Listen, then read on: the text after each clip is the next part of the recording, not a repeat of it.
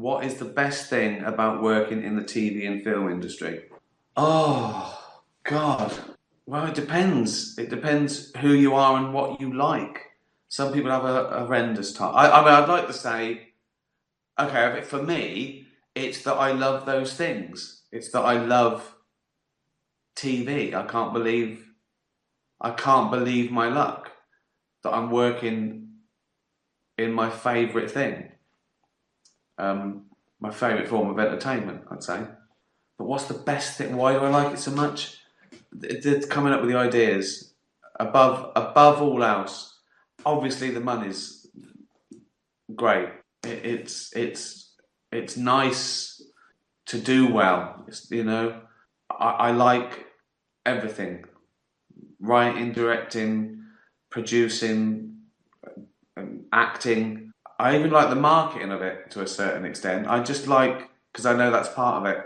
But my favourite thing is coming up with an idea. When I come up with an idea, I get an adrenaline rush. I go, oh my God. Oh, can I do that? That is the best.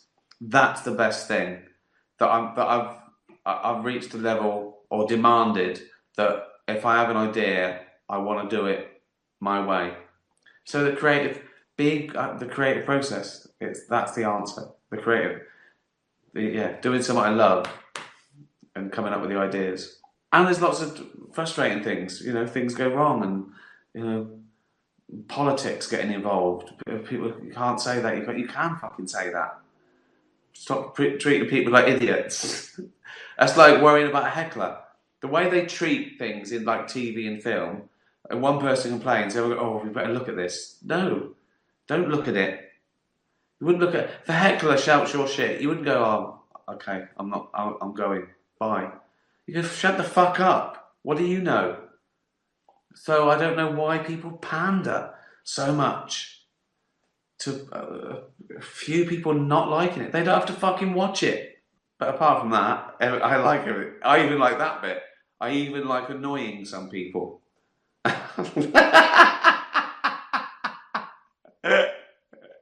Any psychiatrists watching? And it's just a happy song. It was one of those songs that just make you immediately. It just makes you smile, doesn't it? Maybe, unless you're going through terrible trauma.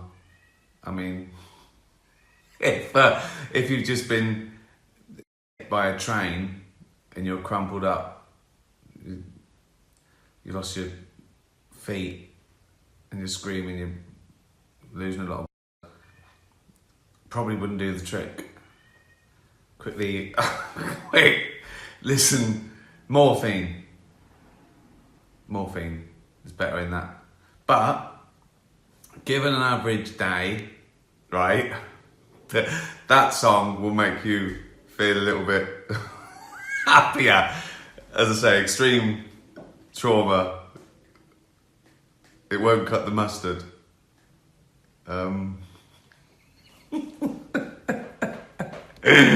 Good. How are you? Where are you watching this from? Let me know. I don't know why. I just like the idea that people are watching this absolute bollocks all over the world. In some countries, they don't even know what the word bollocks is. I should explain really. It's a colloquialism, double meaning. It means absolute nonsense. That's why I call this absolute nonsense. Just rubbish. It's rubbish. Also slang for... So, two birds with one stone. Meaning rubbish and bollocks meaning... So, I haven't done this for a while. Was it? I know what you're thinking. Rick, you've had a haircut. Yeah, I have. Right, first, start off, thank you to Mel, Toffee and Fudge and the Bollocks Gang. I did tweet that, but they've sent me a little afterlife bench and a lovely card. And they even sent me Auntie to sit on the bench with me And look at this bit for a lovely bit of detail. Oh. Oh. Never mind Barbie. Look at that. That's what they'll all be wanting this Christmas. Brilliant. Right, questions. Casper and Yuri. What is your best memory of summer as a child? And how did you keep cool? Swimming, sitting in like paddling pools when I was really little, or swimming. A hose, sitting under a hose, sitting in the garden. I mean, not when I was at school. Obviously, you couldn't do those sort of things. I didn't really care. I think when you're a kid, you just run round until you collapse, don't you? I still do that. I still sort of, I forget to drink water. An idiot. I remember when we were allowed to go on the grass, when I was little in school, when suddenly it was hot enough to go on the grass. I really remember that. That was great. Summer. As I got older, I like the smell of. I love nature, but where I grew up, the smell of tarmac was good because it meant it was hot. Do you know what I mean? Like you could smell the heat in this council estate. You could smell the heat. I remember I used to play tennis, and I could smell the green. My mum used to give me green flash, Dunlop green flash, and they were made of rubber. And sometimes it was so hot that I could smell the rubber where it was warming up on my shoes. So I didn't like trying to get to sleep at night. That was never good. Obviously no air conditioning. No, I mean growing up, not only we didn't have central heating or air conditioning, so you're just at the mercy of the weather, really. But I don't remember it being a big problem. Now it would be. Now I'm furious if something's 1 degree out. I'm furious. I had nothing growing up, and now it's like it's like I was born into royalty with what I demand. That's the thing, isn't it? You come from nothing and you start going, I want it like this. No, I've had it hard. I've had money for 40 years. I want this room at 18 degrees at all times.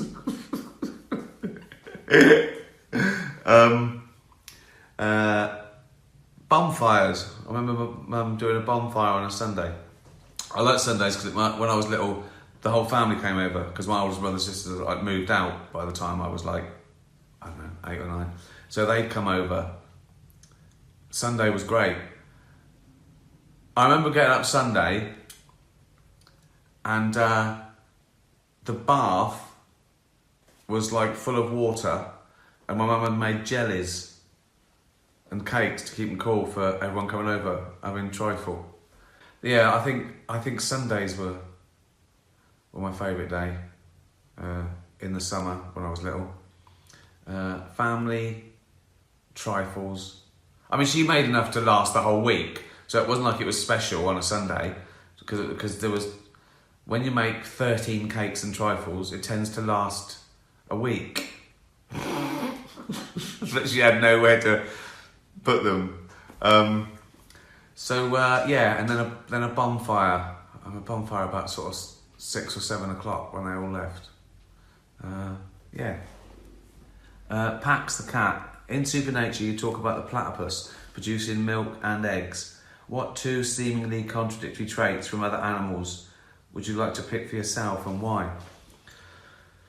Oh, well, obviously my superpower is always be flight. I can't believe I just watch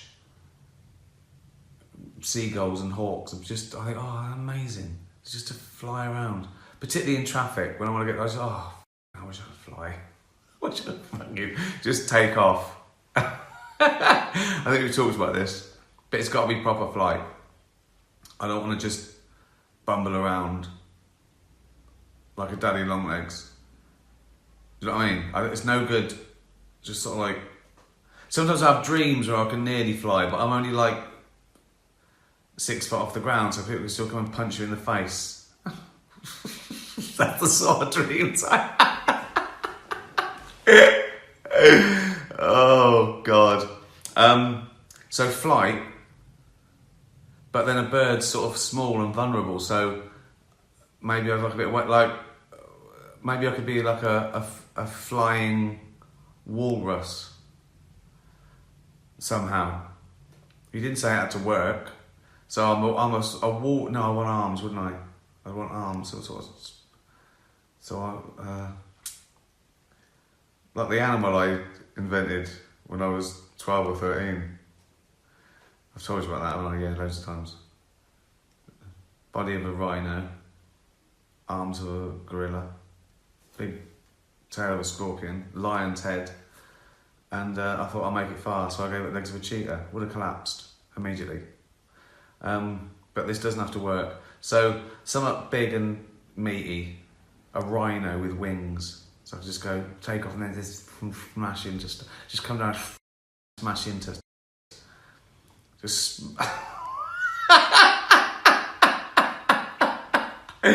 Oh God, there might be something wrong with me. I've been practicing improv comedy on camera at home, and I end up worrying that I might offend someone. How do I stop this feeling? Because I really want to get over this hang-up. You shouldn't worry about it because you can't help it. You will offend someone. There's someone in the world, there's nothing you can say that someone somewhere in the world will find offensive. Often it's faux offence, they just want to be heard. You can't worry about them. If you don't go out of your way to offend someone, it's ridiculous. You'll end up, it's impossible. It's impossible to do anything funny where someone somewhere goes, oh, I don't, but, because everyone's different. There's 100 things you can talk about, and everyone's fine with 99 of them, and they get offended by one. You can't second guess them. So you just got to get over that. If someone wants to be offended, they will be, and they'll do it and let you know. They'll do it to stitch you up because they're not happy in some way. So you can't worry about that. And if you haven't gone out of your way to offend, there's nothing you can do. You don't know who you're dealing with. You don't know. I've talked about this. Whatever you talk about, if you went out and said, hands up who's had this terrible thing happen to them, and they put their hands up, you went, anyway, I'm going to do it, then that's something. But you don't know those people, you don't know what they've gone through. It's mad to try and second guess. Everyone's gone through something. So there wouldn't be, if you had to do a comedy show when no one could be offended, you couldn't do it. So just don't worry about it. And also, just because they're offended doesn't mean they're right. Some people are offended by equality. Do you know what I mean? Some people are offended because they don't want equality. What can you do? There's no right and wrong to offence. It's a personal feeling. So you can't worry about it. Mick, do you think with your stand-up that you've been influenced by comedy we grew up with? Not the content, but the delivery. What, like... I think I know what you mean. You mean... yeah, I think I know what you mean. That sort of stand-up swagger, put down. I've been influenced by those guys like Groucho Marx, if that's what you mean. I think I think I have. I've always liked that sarcastic delivery. So yeah, you can't help it. You can't help being influenced, and then you make it your own. And it's there's never one influence. If you're influenced by one person, that's like a tribute. You're influenced by 50, so you make a new blend. But I do like that sort of sarcastic, ironic. Those guys that show that it's not best to be the cleverest bloke in the room, where they go out there with swagger, but they're the butt of the joke. I've always liked that sort of thing. Yeah. Deborah, what has been your biggest professional disappointment? You have had many successful ventures, but which one did you think you would have done? You think you could have done much better? Well, obviously my pop career, if you mean that ever, that's the biggest. That's the biggest thing because I gave up. That's why it's a big thing. I just gave up. And the big mistake I made, I wanted to be a pop star. I was 18 or 19. I should have wanted to be a musician. So when I came to this, I wanted to be a writer director, not just a celebrity or an actor or whatever. Within the realm of since I've been doing this, I don't know. You always want to do it better. I did the Golden Globes again because I wanted to improve on it. Also, you only fail if you give up. If you keep trying, what you call failures, they're learning processes, aren't they? So first time someone has a go at golf, they're rubbish. And when they get good, you wouldn't hold it against them. You would go, yeah, but the first time you played, you were rubbish. You go, yeah, that's why I tried harder and now I'm good. So to keep trying and getting better, it's mad to look back and go, oh, I failed for so long. You didn't fail, you hadn't finished yet. You just hadn't finished yet. You only fail if you just give up. But things are, I probably look, my early stand-up, I think I always put it, I wrote too much as opposed to do the stagecraft. And it was sort of there. And then I committed it to DVD too quickly. I wish I'd have, like my first one, Animals, I sort of wrote that. I did a couple of warm-ups. I think I did about 10 shows and I recorded the DVD. Now, it's fine, but it would have been... I've done 50 warm-ups already for Armageddon. Armageddon's already better than Animals, you know what I mean? But then there's something charming about... There's something charming about Animals, my first one, that I wasn't quite a stand-up, but it was funny ideas. So I never look back. I'd never go back and go, I'm going to re-record Animals to make it better. It's a document. It's like a document of where I am now. I think that answers your question. On the Afterlife, you've just come up with the best but also potentially lethal joke.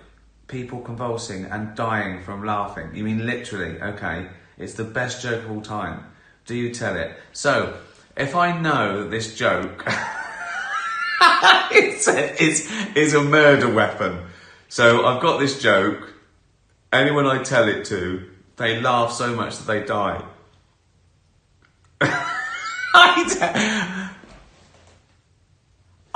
This is terrible. I mean, the answer should be no, of course not. But it's tempting, isn't it? Just people you don't like. Hey, mate. Sorry, we've had our differences, but they tell them the joke.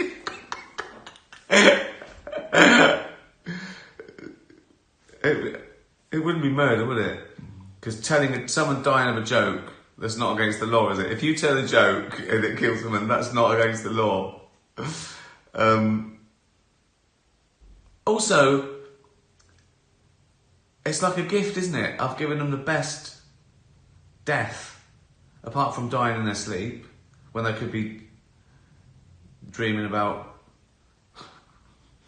having their legs pulled off by a giant monster. Dying laughing, that's a pretty good way to go, isn't it? If I knew that my jokes literally cause someone to die, I wouldn't tell them. No, I don't think so. Oh, imagine that. What a trauma that would be. You come up with that's everyone's dream, to come up with the greatest joke. Every comedian's dream, the greatest joke ever. And then someone says, you can't tell it, mate. Why? Because it's so good it kills people. I go, for fuck's sake. Really? Can I tone it down a little bit? So it just puts them in a coma for a week. And I go, we'd rather you didn't. I go, oh, for fuck's sake. Okay. Thing is, I find my stuff funny, so wouldn't I, as soon as I thought that joke, wouldn't I die? And it wouldn't be a problem, would it? Stupid question. Mum and Sherlock. A life well lived is the best revenge, I once heard you quote. Yeah. What would your best advice be to get there? When it's hard to see the funny side of certain things and to focus on what's essential instead of looking back in anger. Just smile, question mark. Well, that's a good one. Just smile. I mean, clinically. So when you're happy, you smile. But the reverse is also true. They've done clinical tests where they've made people smile and it cheered them up because your face sends signals to your brain and it releases the same sort of result. So you can, I mean, if you know, not if you're really clinically depressed, you can't just snap out of it. But a lot of those motivational speeches start with, you know, you can decide to be happy that day. Again, outside terrible trauma and being, you know, clinically depressed, everything being equal, you can sort of try and put yourself in a good mood, be positive. A lot of them say the same things, to be grateful, to go, right, what's good about today? What can I look forward to? Meditation puts you in a good mood, it clears your mind and all that sort of stuff.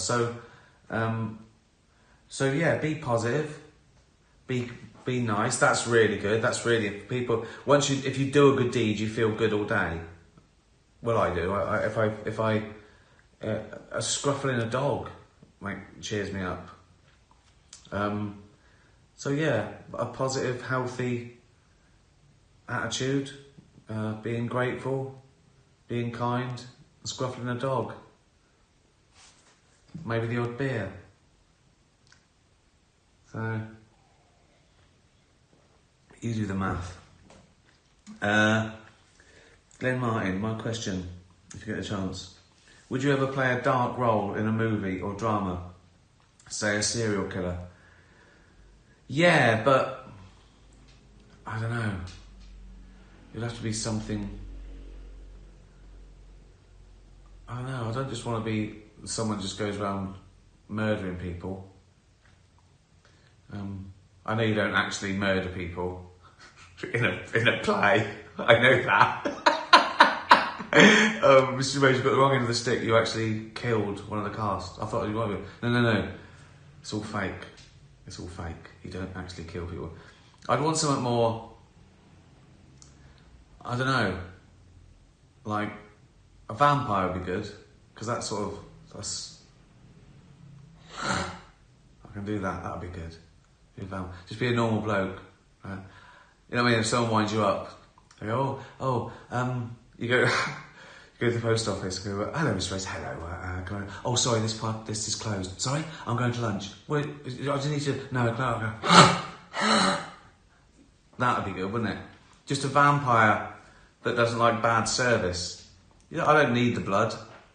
Anything that annoys me, I just go, and they, okay, what do you need? I need the change.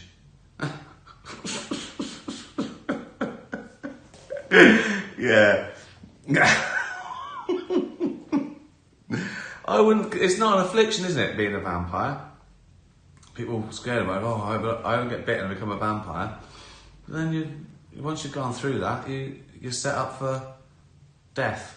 Not set up for life, set up for death, but for an eternity. I'd know in my luck I'd be a vampire and I'd feel guilty. I'd be vegan.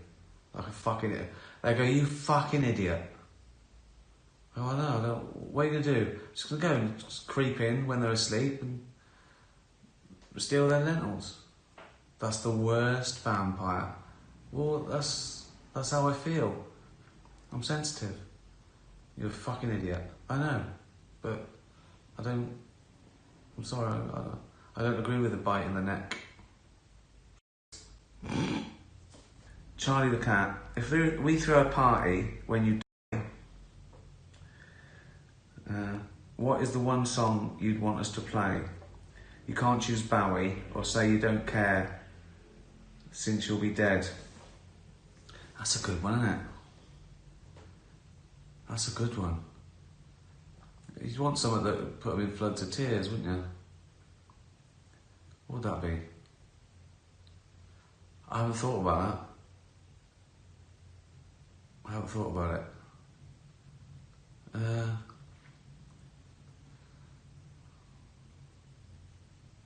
That's a really difficult one. Because, a song's often got just one message, isn't it? Oh. I have to come back to that. I'll think about that. If you had the attention of the whole world for 15 seconds, what would you do or say? These are getting hard, these questions.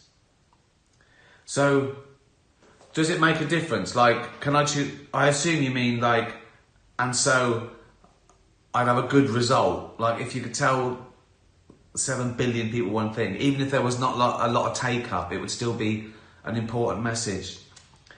So things like go vegan to save the planet, because the deforestation and the fact that we cause so much harm to the environment by breeding cattle to feed a few, and it takes like 10 times the amount of water, that sort of thing. And that'd be a good one, wouldn't it? 15 seconds. I could just say, watch Afterlife on Netflix.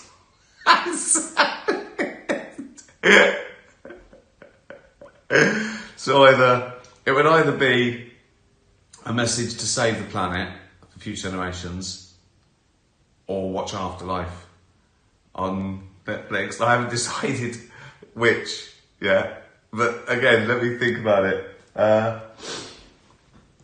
Claire, what was the moment that made you become an activist for animals? Well, there wasn't really a moment. My earliest memory is that I loved animals and couldn't stand animal cruelty. I was born, I acquired pets. They were there first. I remember I was little, I had a cat called Smokey that was there before me, and a dog called Betsy that was there before me. So I just felt that I've always thought that they've got as much right to be on this planet as me. So there was no moment, but then, you always do stuff for animals, and I've always, I suppose when you become famous, you become a voice for them. That was one question I got when I was famous. They'd say, oh, when did you start the animal activism? I go, well, I've always been that. It's just that more people hear me now. And that when I win an award, like a humanitarian award, I always say, I'm just there are people that actually go there. There are people that stand outside Tesco's all day with a tin. I just tweet or talk about it. They're the foot soldiers. So the answer is, as long as I can remember, but just more people hear about it now, because of, the upshot of what I do is fame, I guess. Good question there. Leopold and Loveday. Do you think it is more beneficial to be able to roar like a lion or purr like a house cat? Roar like a lion. I love a cat purring. A happy cat makes me happy. So I'm saying that sort of thing is infectious, isn't it? A happy dog makes me happy. If I see a dog, I smile. And a happy cat is lovely. But personally, I'd better roar like a lion, wouldn't it? Be like the vampire thing. Like, if someone's winding you up and you just go, fucking, fuck me. Be good, wouldn't it? That would be good. They think, you know what I mean? No one would mess with you if you could roar like a lion. Fuck me, he's mental. And he's loud. He's loud. Rachel, would you like to have wheels for feet? I mean, amongst the other stuff we've talked about, that isn't so mental, is it really? I've been a flying rhino within the last 20 minutes. So wheels for feet. I wouldn't mind if I couldn't have feet. Wheels would be good, but given the choice, I'd keep everything real at the moment. One day, that'd be good. Although wheels for feet, that'd be fine. But then when I've got a bad back, I'd need a wheel on each foot and a wheel coming out, so I could be sitting down, just going along. So, wheels for feet. Now I'm talking. Or the back of my neck, so I can just lay down. Like that. I've got wheels and that, I'm just going along like that. What a load of bollocks this is. Well, we've run out of time. Last one, Susie. Oh, can I sing the Derek Pudding song? When Derek makes up a song. Everybody here loves having pudding. We has it every day at 6 o'clock. Sometimes it is jelly, what is cold. Sometimes it is crumble, what is hot. Finale. Just brought the house down with that one. Right, good. Have a lovely week. Be kind to animals. Put out bowls of water outside your house for dogs. Be careful with dogs. Don't leave a dog in a car, obviously. Anyone who sees that, honestly, just smash the window. Yeah. Cheers. Tatty bye, everyone. Tatty bye. Do you fancy going into politics? No. It would be a thankless task. It would be... No. I don't know... Oh, God. I'd go mental. I'd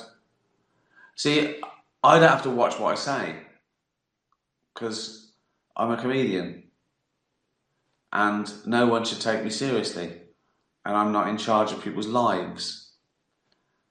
If I was a politician, it's the politics bit of it I don't like.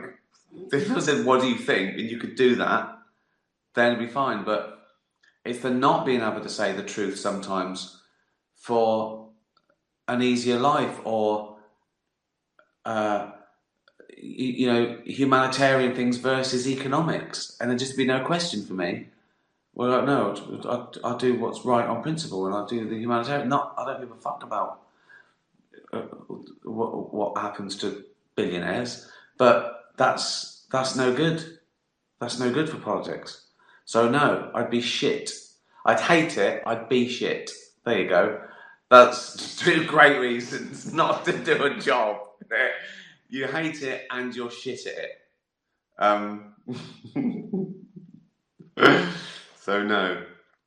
You'd have to be here, really, to understand the sense of anger, fury, actually, that has swept the United Kingdom in just 4 months of so-called Labour government under the plank of wood that is Sir Keir Starmer, unfeeling, unthinking, clunky, completely incapable of thinking or speaking on his feet. A man who has to read every line. Whoever hired this guy as a Queen's Counsel, now King's Counsel? Who would want to pay good money for him to represent them in court? But it's not just his personal failings and shortcomings that is the cause of the most remarkable petition ever launched in the history of the British Isles. A big claim. I'm going to back it up right at this moment at 7:03 on the evening of Sunday. That is to say, just 26 hours after the petition was launched. 1,358,000 people have signed demanding fresh elections in Britain. Some fools complain about the provenance of the petition. They don't like the fact that Nigel Farage and the Reform Party are heavily prominent in it. Or the retired police officer Norman Brennan, who we asked to come on the show tonight, but he required payment, and so we had to decline. But that doesn't mean we're not right behind the petition. We absolutely are. Who cares who started the petition? It has captured the zeitgeist. No petition ever has garnered that number of signatures on a petition, and it is growing tens of thousands per hour. It's going to reach millions of signatories, and that is because of the rank betrayal that Keir Starmer is already guilty of just 4 months into his premiership. The one that rankles most with me, and about which you've heard me speak many times, is the theft of the cold weather payment allowance paid to millions of British pensioners to help them through a bitterly cold winter. It's already unprecedentedly cold here in this global warming Britain. It is almost as bad as the weather can be here in the United Kingdom. Storms, snow, -8, -10, -12 degrees in the country, and pensioners having to struggle through deciding whether they eat or whether they heat. And no matter how much they heat, given that energy bills are 4 times what they were just 2.5 years ago, they're unlikely to be able to heat their homes sufficiently. I am not short of my electricity bill, but I'm going around shutting doors, making sure no drafts are letting the heating out. Imagine if you were a poor old-age pensioner in Britain. And what makes it much worse is that Starmer knew that he was going to do this before a single vote was cast. He did not even properly study what the impact of this measure would be. And worse still, he did it for Zelensky. Don't take my word for it. Look back at the chronology. The very next day after Starmer stole the coal from Britain's old-age pensioners, his Foreign Secretary, Idi Amin Dada, David Lammy, was in Kiev, promising 3 times the amount saved by stealing from the pensioners in perpetuity every year. 3 billion every year forever is what Keir Starmer has promised Zelensky. The ancient and peculiar hatred of the British towards the Russian people is a subject I'll come back to later in this monologue. But there are many other betrayals of which Starmer is guilty, and he is completely without the artifice to defend himself. He cannot find the words. He cannot find the empathy. He's launched a new battle today in the Mail on Sunday against Britain's benefit culture. But he is the recipient of the greatest amount of beneficence from private donors of any British politician in history. Just get your head around that. This man is wearing glasses, costing thousands of pounds, paid for by a private donor and not declared as they should have been. When you see him in a suit, I know he doesn't cut much of a dash, but somebody paid £12,000 for that suit, and he didn't declare that either. He has taken more freebies than any British politician in recorded history. This man who wants to make war on the benefit culture is the biggest beneficiary of them all. And we got a glimpse in the week of who might be paying in the end. You know, I predicted when he betrayed Britain's farmers at the budget by introducing a tax on inheritance of small family farms, that again he must have known he was going to do, but didn't mention it during the election campaign. I knew what he was up to. And 4 days later, he was sat in number 10 Downing Street with BlackRock, who will be buying the farmlands from the bankrupted farming families that have been ruined as a result of his treachery. Huge numbers of farmers and their well-wishers, of which I am one, were in central London, firing the first shot in what is going to be a long, bruising, damaging battle for the government if they go forward with their efforts to destroy farming in Britain as we have known it for centuries. He was right behind a suicide bill. They're not even hiding it anymore. Old grannies and grandmas, if they're cold, if they can't heat their house in the winter, well, we have a solution, said the government. We'll put you in a capsule, give you a glass of sherry and a jab on your upper arm, and you'll slowly slip away. This suicide death cult that is Labour is not content with killing people in the Middle East, killing people in the Ukraine, killing people in the Yemen. They're killing our own pensioners. They're killing our own chronically sick. Rather than investing in care at the end of life, they would prefer to persuade you that you've become a burden on your family and on society and on the taxpayer.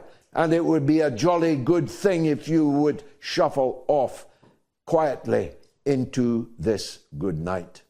He has backed a genocide in Gaza, an actual genocide. Don't take my word for it.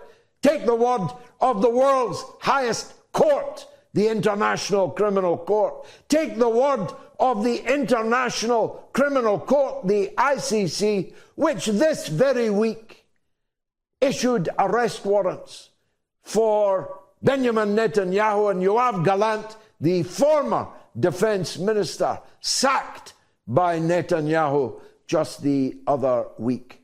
Brilliant. Really, really smart. There's some smart people on the internet. There's some fucking morons as well. But such is life. It's RFK Jr. Now, if you're not familiar with him, it's probably because he ran for president and nobody cared. Bowie to kick it off. And Heroes. That was Paul Hamilton said, play some Bowie at the start. So I did. I chose Heroes, obviously for all the nurses and doctors on the front line, everyone working for NHS, not just hospital workers, but, you know, everyone who's just carrying on in hard times, not whinging. They're not whinging. Who's whinging? Celebrities, millionaire celebrities. We're familiar with him because he's done a whole mess of crazy stuff, including, but not limited to, admitting to dumping a dead bear in Central Park as a prank, living with an emu who would regularly attack his wife, owning 2 ravens who meditate with him every morning, bragging about his freezer full of roadkill, and beheading a whale, then strapping it to the roof of his minivan for a 5-hour drive home. Yeah. I mean, it is embarrassing, isn't it? It is embarrassing. Now, that sounds deranged, but he actually has a good reason for all of this. A worm got into his brain and ate a portion of it and then died. This is who Donald Trump wants to put in charge of our nation's health. When you see these multi-millionaire entertainers, I'm sad again. Why? Not on the telly. Right. Robert F. Kennedy cares more about human beings and health and the environment than anybody. I'm going to let him go wild on health. I'm going to let him go wild on the food. I'm going to let him go wild on medicines. Oh, good. Because that's exactly how I like my medicine. Wild. It's just like the directions on the pill bottle say, go crazy balls every 2 to 4 hours with food. And it's not that I've got nothing against those people. They're all right. It wasn't that it was an awful product. It was awful. Right? It was the fact that with some of them, and this is always the case with sort of celebrity endorsement or charity, you know, you can't knock people for doing stuff for charity. That's a good thing. But it's when you look into their eyes and you can tell they're going, I am such a good person for doing this. I could cry at how good a person I am for giving up my valuable time, and my time is so much more valuable than yours.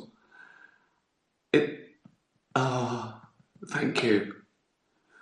So, yeah. And RFK Jr. is ready for his wilding. Here he is yesterday talking about food deregulation.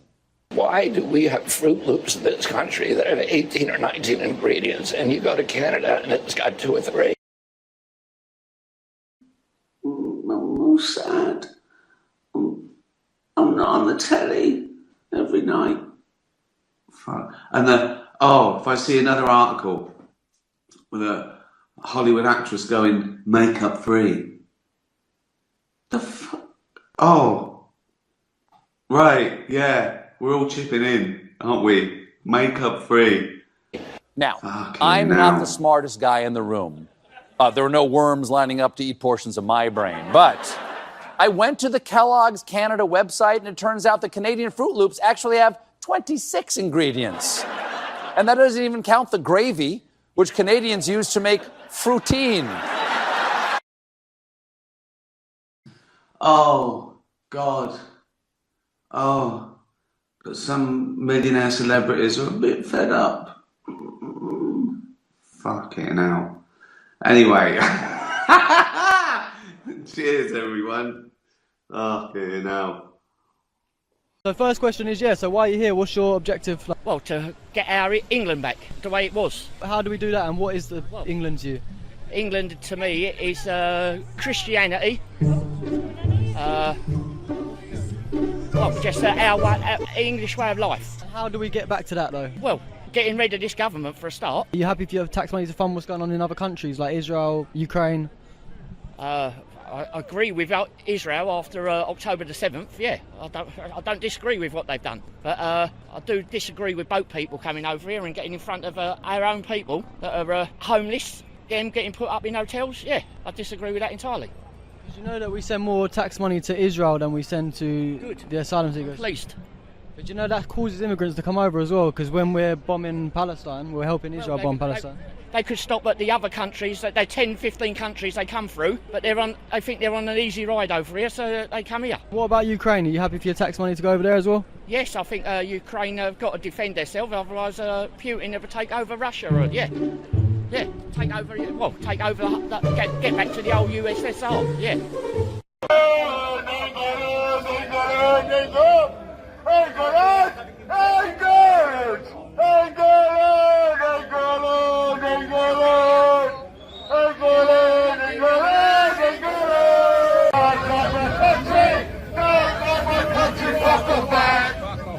And you rules the waves.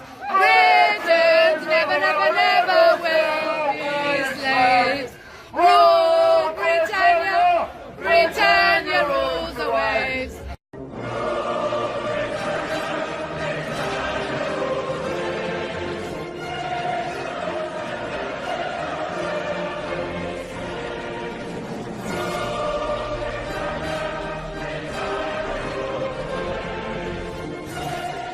What are you? What do you believe in? Are you a Christian? Are you a Jew? What would you say? Do you believe in God?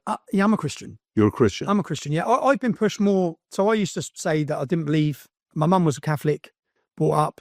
But then as I've seen the attacks on Christianity, and I've also seen the decay in British society, And the fall of Britain has come from the fall of belief. We have since we've stopped believing, and what built Great Britain? Christianity. What built everything about us, everything about our nation that everyone wants to come to it and make it a success was built on Christianity. Since that's descended, since it's been coming under attack, since people have left it, it's left a void, and that void's being filled. And if we want to understand and remember who we are as part of our identity, I say to some people, even if you don't believe in Christianity, you don't have to believe in Jesus. That's what built us as a nation. That must be protected. That's part of our identity. But when it comes to the Israel and Jew things, I think Qatar, if you look at Qatar spent nearly £750 million in funding Islamic organizations across Europe. Radical jihadist mindset. Qatar. I then, in 2009, like 5 years later, I set up the English Defence League. I set that up based on my own principles, which were anyone can join. We actually went on to have a Sikh division, a lesbian and gay division, a Jewish division, anyone that's affected by these problems, because I've grown up in a town where I don't care about other cultures. I don't care if you're gay. I don't care if you're straight. None of that bothers me. I'll tell you the truth. I was brought up a Catholic. I christened my kids a Catholic. I wish I didn't. I christened my kids a Catholic for my mum. My mum's a devout Catholic. I'm not. I was brought up Christian, born into a Christianity, like most people are born into their religion, I guess. Always assumed there was a God and a Santa. I think I stopped believing in God the same year I stopped believing in Santa, but I think God beat Santa to it.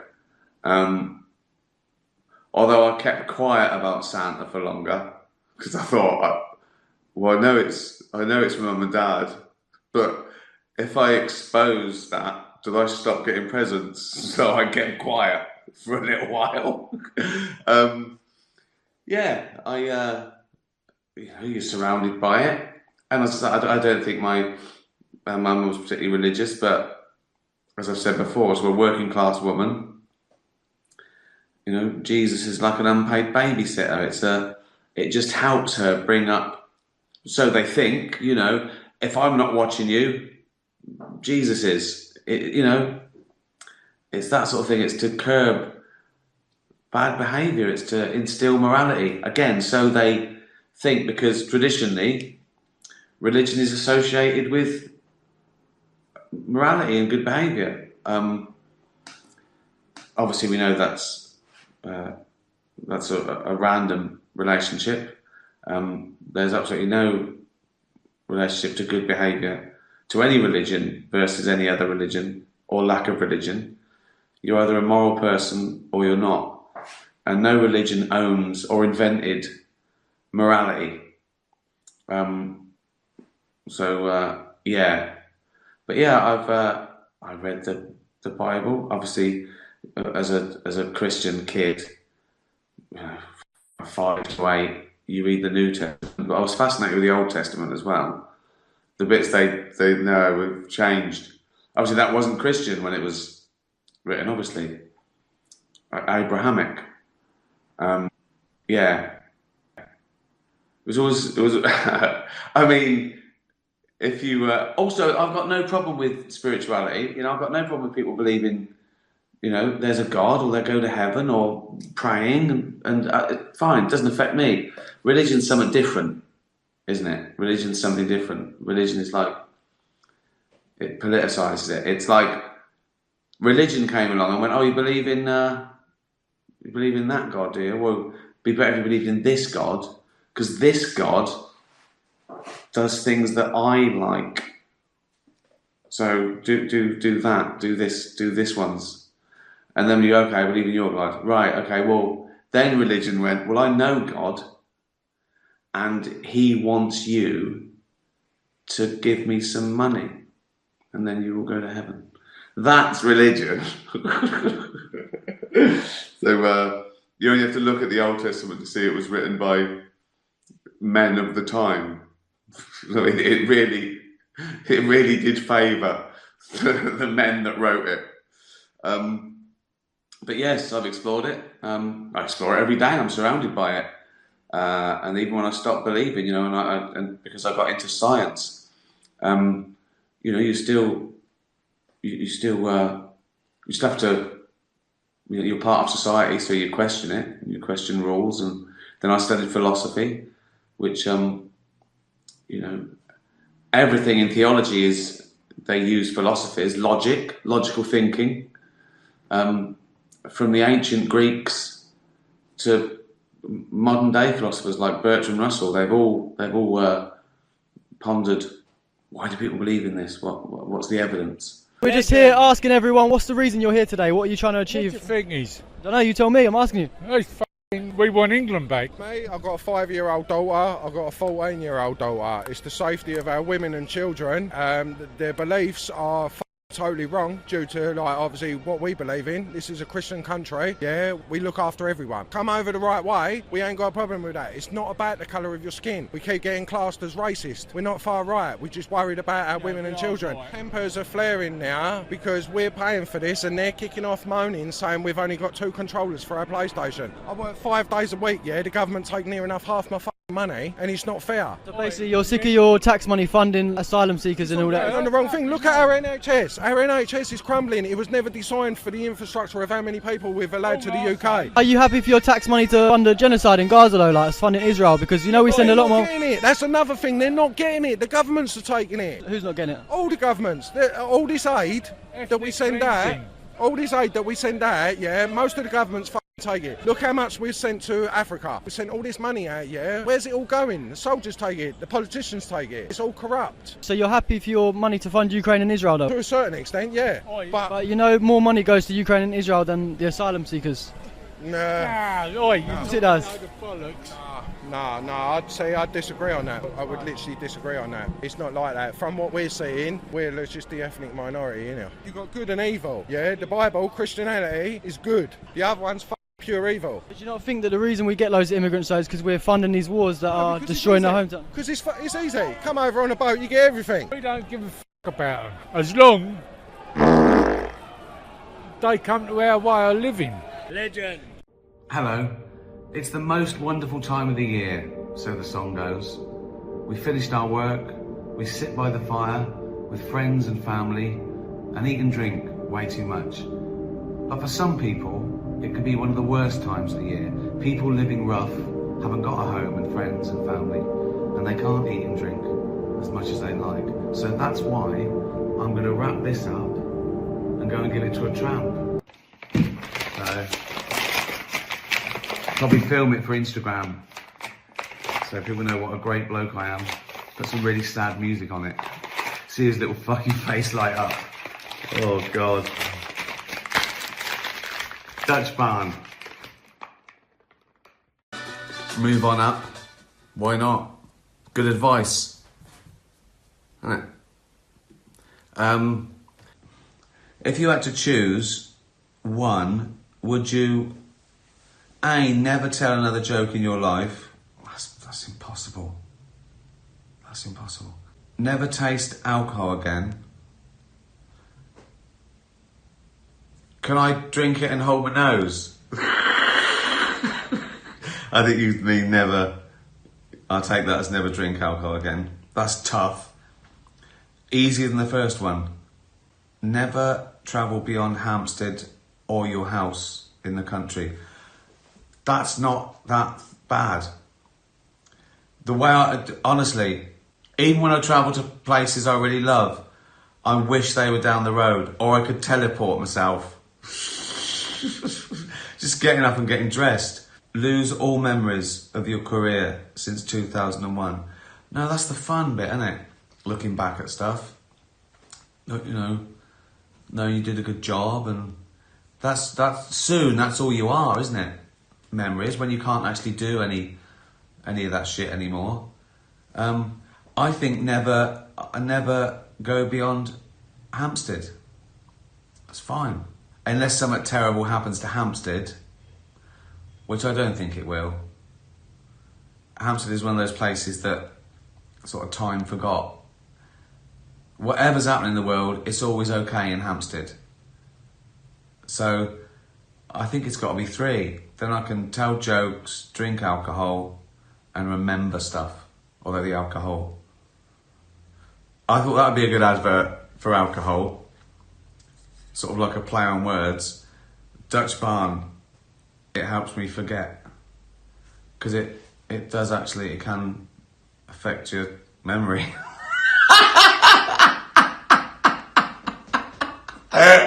I told you I do honest advertising. Just me sat in a bin like that. I drink vodka because it helps me forget. What? That. Imagine that in the Super Bowl. That advert. Me in a bin going, I drink vodka because it helps me forget. What? That. Just that. Cost 40 quid, that advert. Put it on Super Bowl. Well, it probably cost about $1 million to put on Super Bowl, but you know what I mean? They're already regretting giving me the company. If you were a cat like us, would you climb the Christmas tree? Yes, and I'll tell you why. Because if I was a cat like you, I'd be an idiot, wouldn't I? So I would climb the Christmas tree.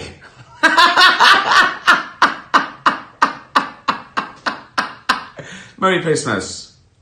That's not bad, is it? I'll do that. Drink Dutch Barn. Merry Christmas. There's an advert. Another one. It's that easy. It's that easy.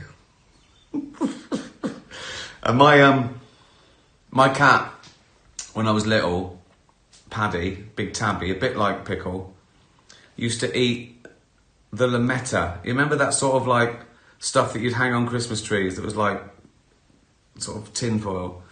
It would eat that and throw it up. So we just find these really sort of glamorous, shiny balls of vomit around the house. Liberace spew. Yeah, so I probably would climb the Christmas tree. Is there anyone you met professionally that has surprised you or been different to what you expected? David Bowie springs to mind, just because he was so innovative and I don't know, and he was like alien, and then you meet him and he's a normal bloke from South London. And he's really down to earth and funny, and he knows about stuff. He still knows what's going on. You know, you expect him to be sort of out of touch in some sort of weird lair. Yeah, just a bloke called Davy Jones. That's about it, really. Thanks for following. Yeah, be nice to animals. Tatty bye, everyone. Tatty bye. You wanted to divide them, you wanted to separate us. So we look divided. We often see people pulled up online for an old tweet that contradicts their current position. And rather than celebrate that person has learned something and has changed their opinion, it is used as a massive pile-on to cancel them. Exactly. How do you feel about that? And is there anything your 20-year-old self would have tweeted that you wouldn't agree with now? I'm sure. I can't think of anything. Although I'd probably be embarrassed by my 20-year-old self trying to be so right on, because that's what most 20-year-olds are. They're trying to be. So I'd probably cringe at getting it slightly wrong, if anything. But yeah, you're right. You're right. Don't forget that sort of is purely people saying, "Look how good I must be." If I'm bringing someone down, if I'm cancelling someone because the tiniest thing they did 10 years ago, think how perfect I must be. That's what they're trying to say. They're trying to get one-upmanship to make themselves look better. So yeah, it's to be ignored. And you're exactly right.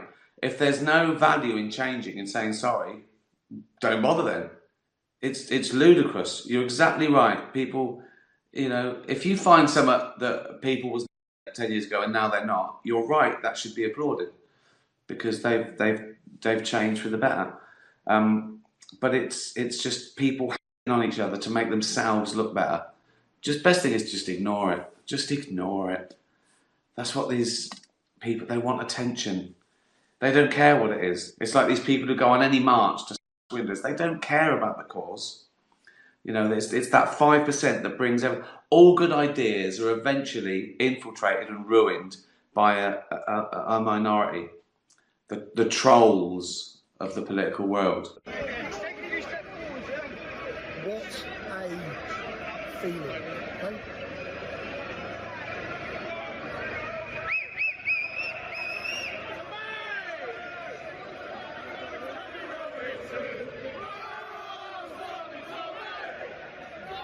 Most man in Britain. All your lives didn't work. And the best thing is, we're unifying the people. Exactly what you wanted to stop. You wanted to divide them. You wanted to separate us. So we look divided. Come on. Back up, mate. Back up. Come on.